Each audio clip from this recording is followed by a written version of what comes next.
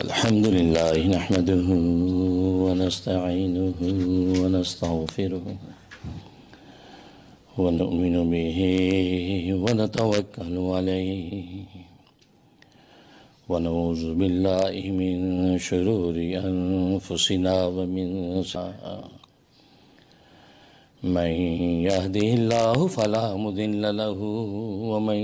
يضلل فلا هادي له ونشهد أن لا إله إلا الله وحده لا شريك له ولا نظير له ولا مثل له ولا مثال له ونشهد أن سيدنا وسندنا وشفيعنا وشفيع أمرنا وحبيبنا وحبيب ربنا ومولانا محمدا عبده ورسوله أرسله الله إلى كافة للناس بشيرا ونذيرا وداعيا إلى الله بإذنه وسراجا منيرا أما بعد فأعوذ بالله من الشيطان الرجيم بسم الله الرحمن الرحيم إن الذين يستكبرون عن عبادتي سيدخلون جهنم داخرين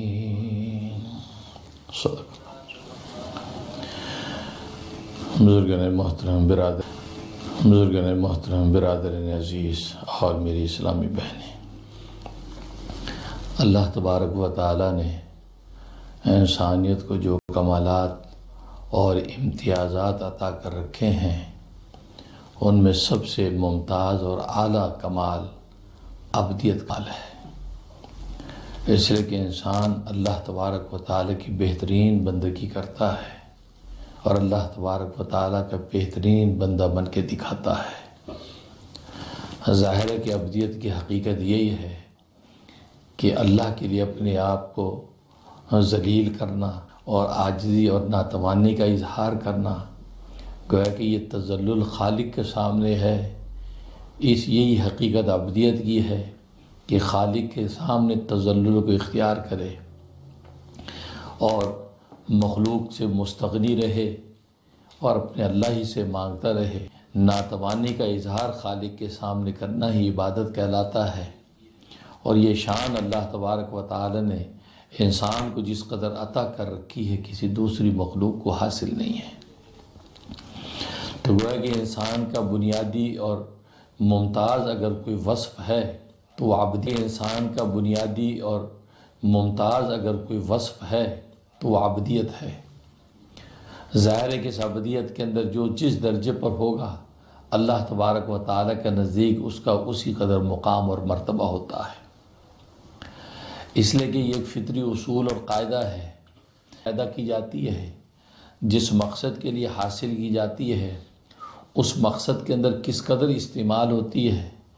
اس مقصد میں کس قدر وہ نافع ہے، اسی قدر اس چیز کو کامل یا ناقص سمجھا جاتا ہے۔ مثلا بھینس ہے، بھینس کا مقصد دودھ حاصل کرنا ہے۔ اب یہ بھینس جس قدر دودھ مہیا کرتی ہے اپنے مالک اور آقا کو، تو گویا کہ اسی قدر وہ مالک کی نظر میں کامل اور عمدہ ہے۔ اگر یہ دودھ اس کو مہیا نہ کرے تو نری خالی خولی بھینس کی اس آقا کو مالک کو ضرورت نہیں ہے، گویا کہ جو غرض و غایت اس بھینس کو رکھنے کی، اس گائے کو پالنے کی کہ وہ دودھ دے، اور دودھ یہ دیتی نہیں ہے، تو لہذا آقا اور مالک کی نظر میں اس کی کوئی قیمت نہیں ہے، اس کو قصائی کے حوالے کر کے ذبح کر دیا جاتا ہے۔ اسی طریقے سے گھوڑا ہے، سواری ہے، تیز رفتاری ہے، اگر وہ سواری کے لیے مہیا ہے اور تیز رفتاری سے اپنے مقام پر پہنچتا ہے تو ظاہر ہے کہ آقا اور مالک اس قدر اس کو عمدہ اور اعلیٰ سمجھتا ہے اور اپنے غرض و غایت میں اس کو کامل سمجھتا ہے۔ لیکن اگر گھوڑا سست رفتار ہے اور ظاہر اپنی اور ظاہر اپنی منزل تک پہنچانے کی بھی قابل نہیں ہے، تو ظاہر ہے کہ مالک کو اس کی ضرورت نہیں ہے، تو مالک گویا کہ اس کو گویا کہ بیچ ڈالے گا اور اس کو جو اپنے آپ سے دور کر ڈالے گا، کیونکہ جو مقصد تھا وہ پورا نہیں ہو رہا۔ آج کی دنیا کے اندر آپ موٹر کار کی مثال لے لیں کہ موٹر کار لینے کی غرض و غایت اور مقصد تو یہ تھا کہ یہ کار اور موٹر مجھے اپنے منزل تک پہنچائے گی، اپنے کام تک عافیت اور راحت کے ساتھ لے کے جائے گی، لیکن اگر یہ روز خراب ہوتی رہے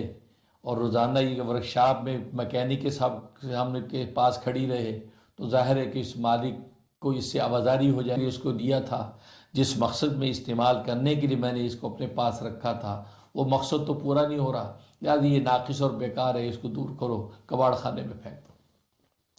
تو گویا کہ اسی طریقے سے دنیا کی کسی بھی چیز کا آپ جائزہ لے لیں کہ جس مقصد اور غرض و غایت کے لیے آپ نے وہ چیز لی ہے، آپ کی نظر میں کامل ہے، پرفیکٹ ہے، لیکن اگر وہ اس مقصد میں پوری نہیں اتر رہی تو آپ کی نظر کے اندر وہ ناقص ہے، بیکار ہے، آپ یہ سوچتے ہیں کہ چھوڑ، ڈیفیکٹڈ چیز مجھے نہیں رکھنی، اس کو مجھ سے دور کر دو۔ تو بالکل اسی طریقے سے انسان بھی دنیا کی ایک چیز ہے، تو اللہ تبارک و تعالیٰ نے انسان کو بھی دنیا میں کی ایک چیز ہے، تو اللہ تبارک و تعالیٰ نے انسان کو بھی دنیا میں کسی مقصد کے لیے بھیجا ہے، کسی غرض و غایت کے تحت اس کو دنیا کے اندر اتارا ہے، اور وہ غرض و غایت اور مقصد کیا ہے؟ وہ عبدیت ہے۔ اس بندے کا اپنے مالک کو پہچاننا ہے، اس عابد کو اپنے معبود کی عبادت کرنا ہے، اس مرزوقیت اور عبادت یہ اس انسان کا مقصد ہے، یہ اس کی تخلیق کی غرض و غایت ہے۔ اگر یہ انسان اپنے اس مقصد کے اندر پورا اترتا رہتا ہے تو اللہ تبارک و تعالیٰ کے نزدیک یہ کامل ہے، لیکن اگر یہ اپنے مقصد میں پورا نہیں اترتا اور ظاہر ہے کہ اللہ کی عبادت سے غافل ہے، شرک کی میں موڑ کر اللہ کی غیر کے سامنے سجدہ ریز ہوتا ہے، تو پھر اس معبود کو، اس عابد کی ضرورت نہیں ہے، اللہ تبارک و تعالیٰ اس کو بھی جہنم کے کباڑ خانے میں پھینک دیتے ہیں۔ تو گویا کہ انسان کی تخلیق کا مقصد عبادت، تبھی اعلان کر دیا وَمَا خَلَقْتُ الْجِنَّ وَالْإِنسَ إِلَّا لِيَعْبُدُونَ کہ میں نے انسانوں اور جنوں کی تخلیق محض اپنی عبادت کے لیے کی ہے، یہ اس لیے پیدا کیے گئے ہیں کہ میری عبادت کریں، میرے سامنے سجدہ ریز ہوں، میرے سامنے ہاتھ اٹھائیں، میرے سامنے جھکیں، گویا کہ اپنی ناتوانی اور عجز و انکساری کا اظہار اپنے خالق اور مالک مختار کے سامنے کریں۔ بھئی یہی ان کی اللہ تبارک و تعالیٰ کے نزدیک یہ ناقص اور بیکار ہے۔ اور ظاہر ہے کہ جب ہم جائزہ لیتے ہیں کہ تخلیق انسانی کے اندر اس مقصد پر سب سے اعلیٰ پیمانے پر کون اترا ہے، تو ہمیں ایک ذات نظر آتی ہے، اور وہ ذات ہے نبی آخر الزماں محمد مصطفیٰ احمد مجتبیٰ، اور وہ ذات ہے نبی آخر الزماں محمد مصطفیٰ احمد مجتبیٰ صلی اللہ علیہ وسلم کی، کہ آپ نے ایسی ابدیت کاملہ کا مظاہرہ کیا ہے،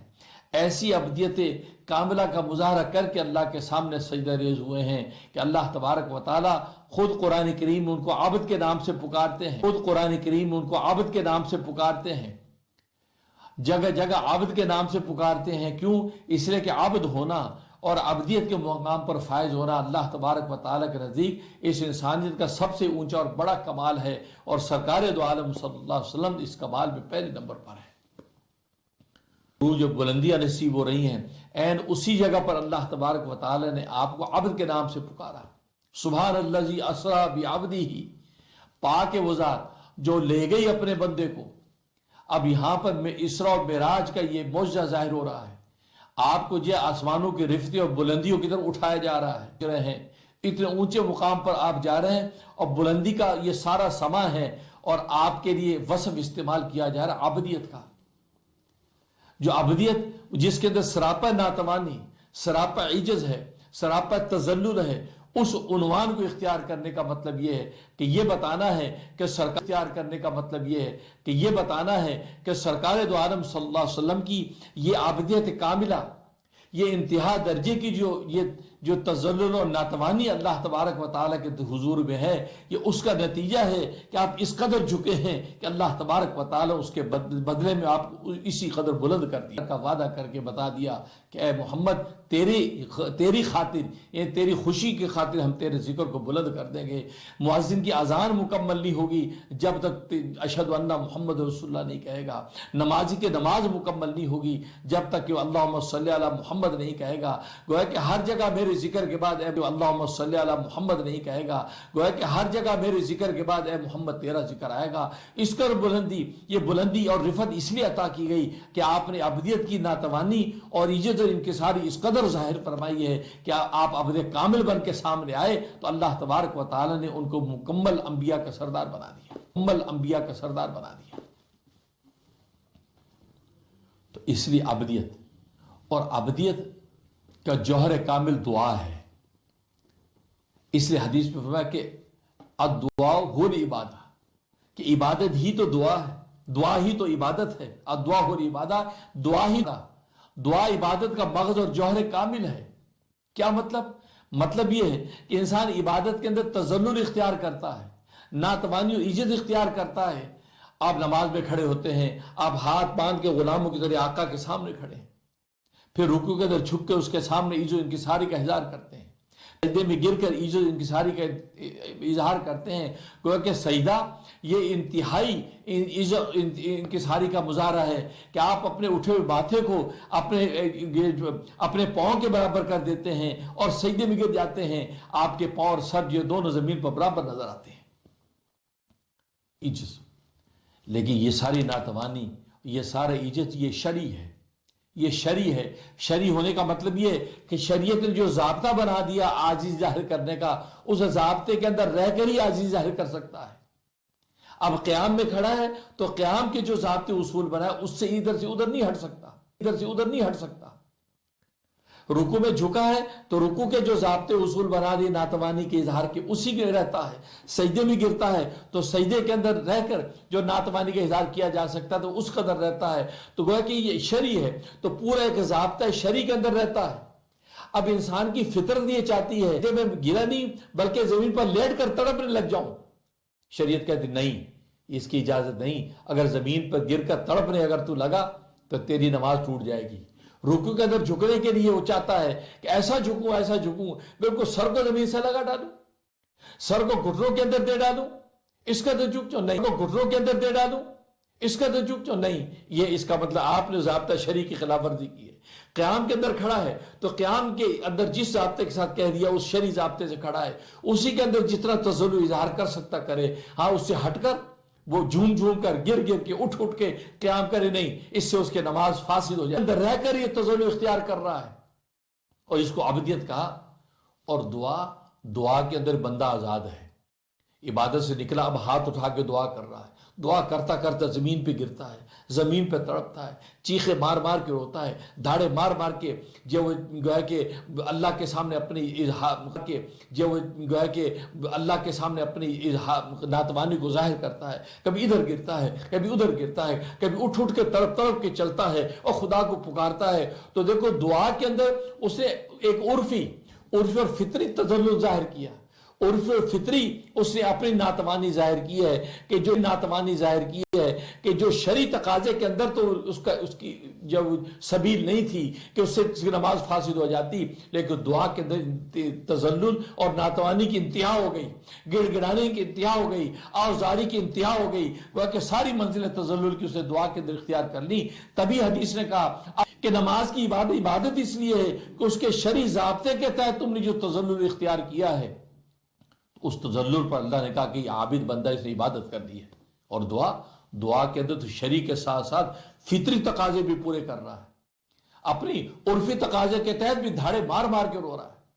لیکن نماز میں مار مار کے رونا اور ادھر سے ادھر گرنا اس کی اجازت نہیں تھی، لیکن دعا کے اندر اس کی کھلی اجازت ہے۔ اس کا مطلب ہے کہ دعا کے اندر جس قدر جو تذلل اور ناتوانی ہے، اس لیے کہا کہ دعا عبادت کا جوہر کامل ہے، جوہر کامل ہے دعا عبادت کا جوہر کامل اور مظہر خاص ہے کہ اللہ تبارک دعا عبادت کا جوہر کامل اور مظہر خاص ہے کہ اللہ تبارک و تعالی نے اس میں انسان کو فطری طور پر بھی اللہ کے سامنے اضطرار کے ساتھ گڑگڑانے کی اجازت دے دی ہے۔ تو دعا یہ ایسی کام کی چیز، تبھی جو مضمون ہمارا پچھلے جمعوں سے چل رہا ہے، خوشی کے احوال بھی آتے ہیں، غمی کے احوال بھی آتے ہیں۔ جب غمی کے احوال آئیں تو کیا کرے؟ سب سے پہلا کام کرے صبر کرے۔ اس میں دنیا میں غم بھی ٹوٹتے ہیں، آفتیں بھی گرتی ہیں، مصائب بھی آتے ہیں، لہذا شریعت نے کہا کہ نہیں، سب سے پہلے کیا کہ صبر کا نام ہاتھ سے نہ چھوٹے۔ کیونکہ سادہ اور صبر کی حقیقت کیا ہے؟ نہ اللہ سے شکوہ نہ مخلوق سے شکایت، بس خاموش، انما اشکو بسی وحزنی اللہ، اے اللہ میں اپنی فریاد تجھی سے کرتا ہوں، بس کسی سے شکوہ شکایت نہیں، اس کو صبر جمیل کہتے ہیں، اور اللہ کو صبر بڑا پسند ہے۔ تبھی تو فرمایا بشیر صابرین، صبر والوں کو، تبھی تو فرمایا بشیر صابرین، صبر والوں کو بشارت دے دیجئے، اور بشارت کیا ہے؟ ان اللہ مع الصابرین، اللہ ان کے ساتھ ہو جاتا ہے، صابرین کے ساتھ اللہ ہوتا ہے، اور جس کے ساتھ بادشاہوں کا بادشاہ ہو گیا اس کو ساری بادشاہی مل گئی۔ یہ صبر ایسی چیز ہے، لہذا اللہ تبارک و تعالی اتنی طویل ترین بیماری اور آزمائشیں ٹوٹی ہیں، لیکن آپ نے ایک حرف شکایت کا اللہ کے سامنے پیش نہیں کیا، ایک حرف شکایت، ایون دعا بھی نہیں کی کہ اللہ مجھے ٹھیک کر دے۔ کہا کہ نہیں، وہ مالک و خالق مجھے دیکھ رہا ہے، جس نے آج تک مجھے نعمتیں کھلائی ہیں، اگر یہ مصیبت مجھ پہ جس نے نعمتیں کھلائیں،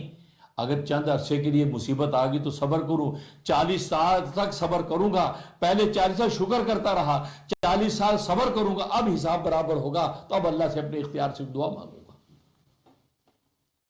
یہ حالت ہے، اور اللہ نے کہا کہ بندہ ایوب بڑا صابر بندہ ہے، بڑا اچھا حالت ہے، اور اللہ نے کہا کہ بندہ ایوب بڑا صابر بندہ ہے، بڑا اچھا بندہ ہے، اللہ نے ان کے صبر کی تعریف کی۔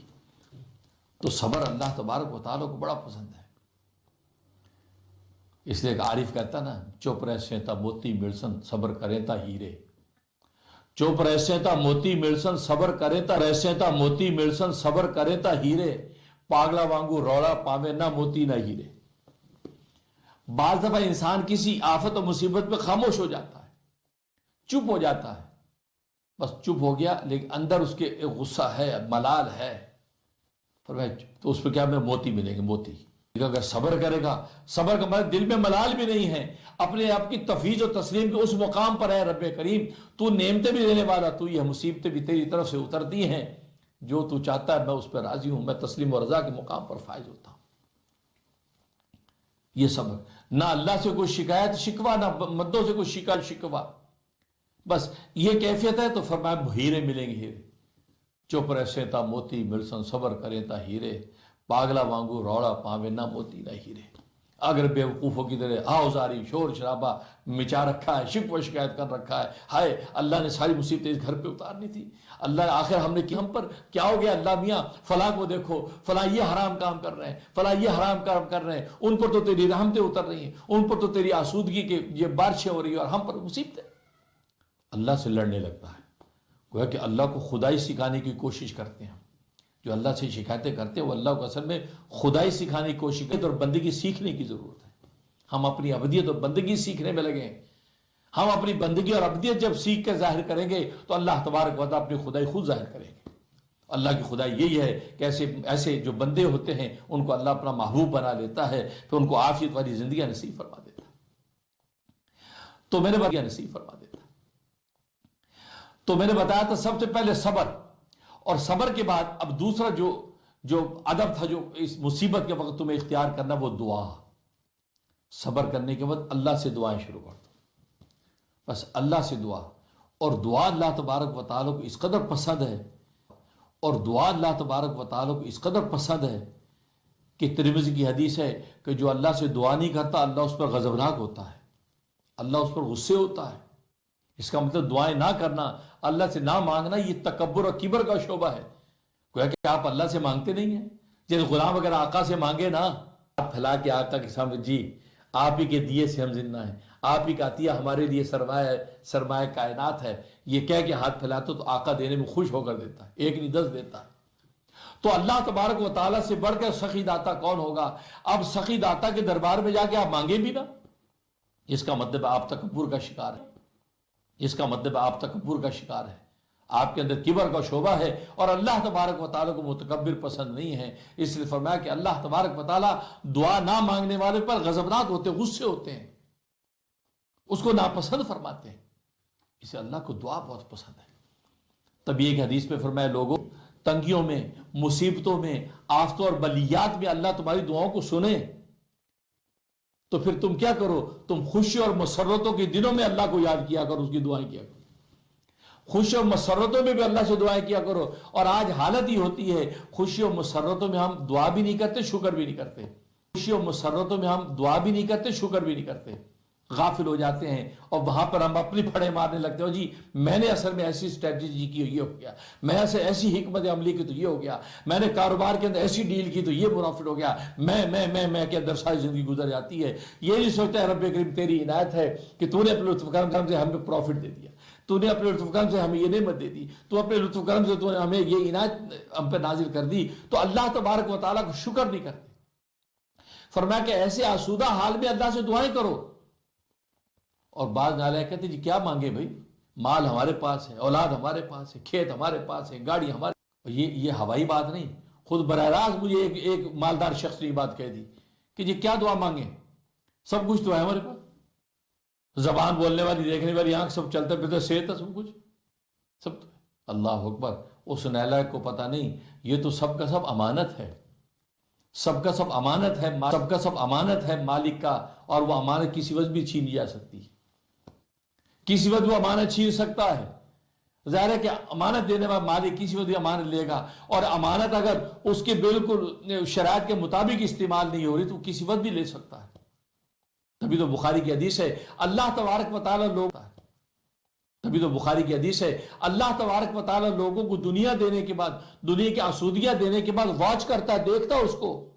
کہ اس کو کس طرح برتتے ہیں، کس طرح استعمال کرتے ہیں۔ اگر دیکھتے ہیں کہ اللہ کے منشا کے خلاف استعمال کر رہے ہیں، اللہ اس سے وہ دنیا کی رونق لے کر دوسروں کو دے دیتے اور اس کو مفلس کر دیتے۔ مالدار سوتا ہے، صبح غریب اٹھتا ہے، بینک سارے کے سارے سیز ہو گئے، ساری کی ساری دولت اس کی منجمد ہو گئی، فلاں کیس کے اندر پھنس گیا، سب ختم۔ رات کو مالدار سویا تو صبح غریب مفلس اٹھا، کشکول لے کر دنیا کے اندر گھومتا نظر آ رہا ہے۔ یہ کیا ہے؟ اس لیے اس کا دیا ہوا تھا، اس نے آپ سے لیا۔ اس سے یہ کہا کہ بھئی اللہ کے بندے جو نعمتیں اللہ نے دے رکھی ہیں ان کے قائم و دائم اور دوام کی دعا کرتے رہو، یا اللہ ان کو قائم و دائم رکھ، یا اللہ ان کو قائم و دائم رکھ، تو نے آل اولاد دی قائم و دائم رکھ، یا اللہ تو نے مال و دولت دی اس کو قائم و دائم رکھ۔ اس کو قائم و دائم رکھنا یہ بھی سب تو اللہ تبارک و تعالیٰ کے ہاتھ میں، آپ کے ہاتھ میں نہیں ہے، آپ کے ہاتھ میں نہیں ہے۔ جب کسٹمر اللہ ہی بھیجتا ہے اپنے لطف کرم سے، تو ان کسٹمروں کا بھیجتے رہنا، دائم رہنا، یہ بھی تو اللہ کی عنایت ہے۔ ان اولادوں کی سلامتی مانگو، اس صحت کی سلامتی مانگو جو اللہ نے تمہیں عطا کی ہے، اس لیے دعا کرو کہ یا اللہ جو نعمتیں تو نے دے رکھی ہیں اس کا میں تو قائم و دائم رکھ۔ یہ نہ ہو کہ یا اللہ یہ بلندیوں کے بعد تو پستیوں کی طرح ہمیں ڈال دے، یا اللہ ایسا نہ ہو، میں اس کیفیت سے پناہ مانگتا ہوں۔ تو کہنے کا مقصد ہے، تو اس لیے نبی نے فرمایا کہ جب مسرت و خوشیوں کے زمانے ہوں تو مسرت و خوشیوں کے زمانے میں اللہ سے دعائیں کرتے رہا کرو، جو نعمتیں انہیں اللہ سے دعائیں کرتے رہا کرو، جو نعمتیں انہیں کا اظہار کر کے شکر کرو، یا اللہ ان نعمتوں کو قائم رکھ، یا اللہ ان نعمتوں کا صحیح لطف نصیب فرما، یا اللہ ان نعمتوں پر کوئی آفت نہ ہے، یا اللہ عزت و مرتبے تمہیں دیے، یا اللہ امیج قائم رہے، مزید ترقیاں نصیب ہوں، کسی قسم کا جو ہے کوئی ایسا کوئی ڈیمیج نہ ہو جائے، کوئی شخصیت کے اندر کوئی مجروح صورتحال پیدا نہ ہو جائے، یا اللہ کسی بدنامی سے بچانا۔ یہ دعائیں کرتے رہو، جو عطا کی اس کے قائم رہنے کی دعائیں کرو۔ تو دعا تو فرمایا کہ اگر مسرتوں میں تم دعائیں کرو گے تو مصیبتوں میں اللہ تبارک و تعالیٰ تمہاری دعائیں سنیں گے۔ اور اللہ تو ایسے کریم ہے، اگر مسرت اٹھا دیں اللہ پھر بھی سن لیتے ہیں، لیکن ہاتھ تو اٹھائیں، مالک کو پکاریں تو صحیح۔ تو دعا ایسی چیز، اسے ایک حدیث میں فرمایا، کیا لوگو تم چاہتے ہو کہ میں تمہیں ایک ایسی چیز بتاؤں کہ جو دشمنوں سے بچاؤ کا ذریعہ ہو، یعنی دشمن تم پر کوئی اٹیک اور حملہ نہ کر سکے اور تم بچے رہو، وہ رزق کی بارشیں تم پر دلوائے، نازل کروائے، وہ میں تمہیں چیز بتاؤں؟ فرمایا کہ وہ کیا چیز ہے؟ فرمایا کہ وہ دعا ہے۔ فرمایا دعا ہے کہ دعائیں کیا کرو۔ دعا فرمایا کہ سلاح المومن، یہ مومن کا ہتھیار ہے، یہ مومن کا ہتھیار ہے۔ اگر دعائیں کرتے رہو گے تو دشمنوں کے وار سے اللہ تبارک و تعالیٰ کہ سلاح المومن، یہ مومن کا ہتھیار ہے، یہ مومن کا ہتھیار ہے۔ اگر دعائیں کرتے رہو گے تو دشمنوں کے وار سے اللہ تبارک و تعالیٰ تمہیں بچاتے رہیں گے۔ اور ایک حدیث میں فرمایا کہ عافیت کی دعا کیا کرو، اور اللہ تبارک و تعالیٰ کو سب سے زیادہ پسند اگر کوئی دعا تو عافیت کی دعا ہے۔ عافیت کسے کہتے ہیں؟ عافیت اسے کہ آفات، بلیات، جتنی بھی ظاہری، جسمانی، مادی، مانوی، روحانی، یہ جتنی بھی آفات و بلیات کائنات انسانی کے اندر موجود ہیں، ہر طرح کی آفات و بلیات سے اپنے آپ کو محفوظ کر لینا۔ تو گویا کہ عافیت کا مطلب یا اللہ عافیت عطا فرما، اللہم عافنا واعف عنا، اللہم عافنا واعف عنا۔ عافیت اللہ سے مانگنے کی مادی مانوی جتنی آفات و بلیات کے افراد کائنات میں ہو سکتے ہیں ان سب سے تحفظ مانگ لیا آپ نے۔ اور جب اللہ نے آپ کو تحفظ دے دیا ہر طرح کی آفتوں سے، تو جب آفتوں سے محفوظ ہو گئے تو پھر اللہ کی رحمتیں ہی نازل ہوں گی، اللہ کی عنایتیں ہی تو نازل ہوں گی۔ اس لیے عافیت کی دعا اللہ تبارک و تعالی ہوں گی، اس لیے عافیت کی دعا اللہ تبارک و تعالیٰ کو بہت پسند ہے، عافیت مانگا کو۔ اور عافیت کی دعائیں کرنے میں ایک عزت و انکساری بھی ہے کہ انسان یہ سوچتا ہے کہ میں ان آفتوں بلیات کا مقابلہ نہیں کر سکتا، ان سے میں بچ نہیں سکتا، کمزور اور ناتما ہوں، اللہ ہی اپنے مجھے لطف کرنے سے بچا سکے، اللہ مجھے عافیت دے۔ اور دعا کی حقیقت ہی عاجزی و انکساری ہے، جب اس قسم کا تذلل ظاہر کرتا ہے تو اللہ تبارک و تعالیٰ اس کو عافیت کی آغوش میں لے لیتے ہیں۔ اس لیے کہ دعا یہ عجیب چیز ہے، اس سے سرکار دو عالم صلی اللہ علیہ وسلم نے جن عنوانات کے ساتھ دعائیں کی ہیں عجیب عنوانات ہیں۔ ظاہر ہے کہ نبی کریم صلی اللہ علیہ وسلم کی جمی اور عرفانی جو انداز آپ نے دعاؤں کا اختیار کیا ہے اس سے پتہ چلتا ہے کہ رسول اللہ صلی اللہ علیہ وسلم کو اللہ تبارک و تعالیٰ کے ساتھ کیسی وابستگی ہے، آپ کی روح طیبہ کو اللہ کے ساتھ کیسی وابستگی اور تعلق ہے کہ کیسے کیسے عنوانات سے اللہ سے مانگتے ہیں۔ پھر ان دعاؤں کا عملی اور جسمانی پہلو اگر اٹھا کے دیکھ اللہ سے مانگتے ہیں، پھر ان دعاؤں کا عملی اور جسمانی پہلو اگر اٹھا کے دیکھیں تو اس دعاؤں کا سلیقہ پتہ چلتا ہے، کیسے سلیقے سے رسول اللہ مانگتے ہیں، الفاظ کا چناؤ کتنا عمدہ کرتے ہیں، یہ سب مصنون دعاؤں سے نظر آتا ہے۔ مثلا ایک دعا فرمائی اللہم انی اعوذ بک من خلیل ماکر، اے اللہ مجھے مکار دوست سے پناہ چاہتا ہوں، اللہم انی اعوذ بک من خلیل ماکر، ایسا دوست جو مکار دوست ہو، اس مکار دوست سے میں پناہ چاہتا ہوں۔ کیا آگے فرمایا عینہ ترانی، اس کی آنکھیں تو مجھے دیکھتی ہیں، وقلبہ یرعانی، لیکن دل فرمایا آنکھوں سے تو مجھے دیکھتا ہے، ماشاء واہ واہ کرتا ہے، لیکن اندر دل نگرانی کرتا ہے، آپ کی اچھی بری کو نوٹ کرتا ہے، ٹو میں لگا ہوا ہے۔ خلیل ماکر فرمایا کہ ان را حسنتن، جب وہ دیکھتا ہے اذا را حسنتن، کوئی میری کوئی نیکی دیکھتا، اچھائی اس کے سامنے ظاہر ہوتی، دفن اس کو دفن کرتا، میری اچھائی آگے لوگوں کو بتاتا یہ بڑا اچھا آدمی ہے۔ ان را حسنتن دفن اس کو چھپاتا ہے، وَإِن را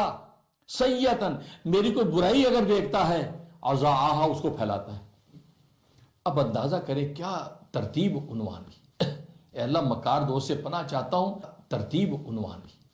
اے اللہ مکار دوست سے پناہ چاہتا ہوں جو میری آنکھوں سے تو وہ دیکھتا ہے لیکن دل سے ٹو لگاتا ہے، دیکھتا ہے۔ جب کوئی نیک بات دیکھتا ہے میری تو اس کو پھیلاتا نہیں ہے لوگوں میں کہ جی ماشاءاللہ بڑے اچھے اور نیک آدمی ہیں ہمارے دوست، نہیں، اس کو چھپا جاتا ہے۔ اور کوئی بری بات دیکھتا ہے ظاہر ہے کہ انسان ہے فوراً۔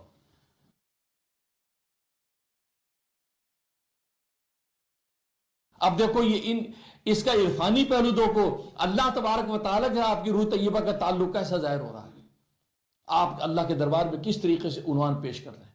پھر اس دعا کی ترتیب دیکھو، اس دعا کی ترتیب کے اندر الفراء کتنا عمدہ ہے۔ تو گویا کہ جسمانی عملی پہلو ہو، عرفانی و علمی پہلو، ہر اعتبار سے ان دعاؤں کے اندر ایسے کمالات ہیں کہ عقل سے انسان تصور نہیں کر سکتا۔ تو کہنے کا مقصد یہ ہے کہ رسول اللہ صلی اللہ علیہ وسلم کی دعائیں، اور پھر انسان اپنے گڑ گڑا کی جب دعائیں کرتا ہے، اپنے منشا کی جب دعائیں کرتا ہے، اپنے منشا کے مطابق تڑپ تڑپ کے جب اپنا مدعا مانگتا ہے تو اس کی تو کیفیت الگ ہوتی ہے۔ اس لیے انسان کو آزاد رکھا، آپ ہاتھ اٹھا کے خدا کے سامنے گڑائیں، روئیں، جس طریقے سے مانگنا مانگیں، اور جتنی بھی تذلل ان کے ساتھ سے مانگو گے اللہ تبارک و تعالیٰ اس کو پورا کریں گے۔ اور پھر دعا، الفاظ تو اصل میں دعا کا لفافہ ہے، اصل مضمون تو اس کے اندر ہے، دعا کے الفاظ تو اس کا لباس ہیں، اصل بدن تو اس کے اندر ہے، اور وہ کیا ہے، وہ روح کی تڑپ اور طلب۔ جب آپ ہاتھ اٹھا کے دعا مانگتے ہیں یا اللہ مجھے معاف کر دے، یا اللہ مجھے معاف کر دے، یہ الفاظ ہیں، لیکن اس کی حقیقت طلب، قلب کے اندر آپ کی روح کے کیا کیفیت، آپ کی روح تڑپ رہی ہے کہ یا اللہ معاف کر دے، گناہ ہو گیا، اندر تڑپ رہا ہے۔ تو یہ تڑپ فرمایا کہ یہ تڑپ اصل میں دعا کی حقیقت ہے۔ بس اوقات الفاظ منہ سے نہیں بھی نکلتے، اندر دل کی طرف خدا کے در حضور پیش ہوتی ہے، اللہ اس کو قبول کر لیتی۔ اس سے تو دوسری مصیبت آ جائے تو دوسرا ادب یہ ہے کہ دعاؤں میں لگ جائیں، یا اللہ ہماری مصیبتیں دور کر دے۔ تو پہلا ادب تھا کہ صبر کرے، اور دوسرا ادب تھا کہ دعا کرے۔ اللہ سے دعا ہے کہ اللہ تبارک و تعالی ہمیں دعا کا سلیقہ نصیب فرما دے، دعا مانگنے کا ادب ہمیں نصیب فرما دے، اور یہ بندہ اپنے حضور کے اندر جو ہاتھ اٹھائے تو پھر خالی ہاتھ واپس نہ لوٹیں، ایسا مقام مستجاب الدعوات کا اللہ تبارک و تعالی ہمیں نصیب فرمائے۔ وآخر الدعوانا الحمدللہ رب العالمین۔